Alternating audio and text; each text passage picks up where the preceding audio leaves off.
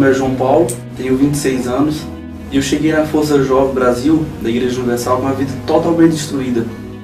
Não tinha mais expectativa para nada, porque eu tinha um desejo de mudar de vida, de transformar, porque eu era muito vazio, angustiado, saía à noite para as baladas em busca de uma transformação para a minha vida, de um preenchimento, porque eu me sentia muito vazio. Na frente dos amigos, eu era uma coisa, mas quando eu chegava na minha casa, no meu quarto, eu vivia angustiado, chorava e vivia totalmente de aparência. Até que um dia, uma pessoa me convidou, um amigo me convidou para participar de uma reunião da Força Jovem. E onde, quando eu entrei naquela reunião, eu senti uma paz. E eu senti o desejo a partir daquele momento de ter mais paz, de ter mais alegria. Porque eu queria uma transformação para a minha vida. Eu queria conhecer realmente essa paz que muita gente falava. Que a mesma pessoa que me convidou, ela me falava dessa transformação que eu teria ao me entregar ao Senhor Jesus.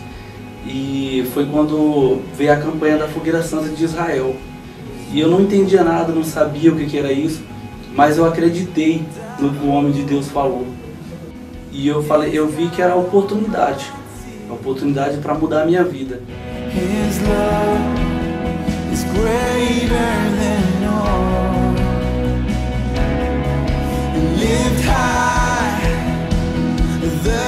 Quando eu decidi a participar do propósito da Fogueira Santa de Israel, toda a minha família, ela se levantou contra mim.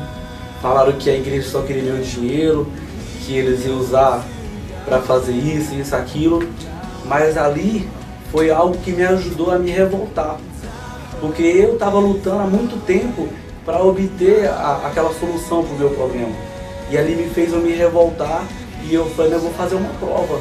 Eu vou ver se realmente esse Deus ele existe mesmo. E ali eu subi no altar, peguei o meu envelope e eu comecei a lutar.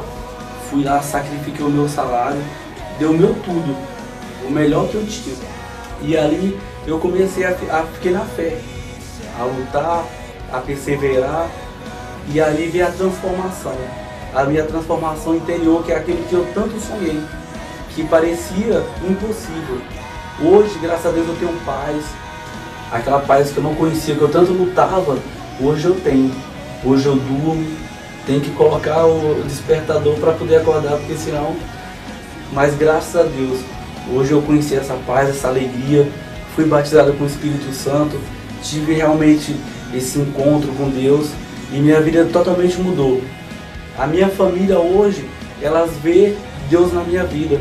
Hoje eu tenho meu trabalho abençoado e hoje eu posso falar para ela do Deus que eu estou servindo, que eu estou buscando.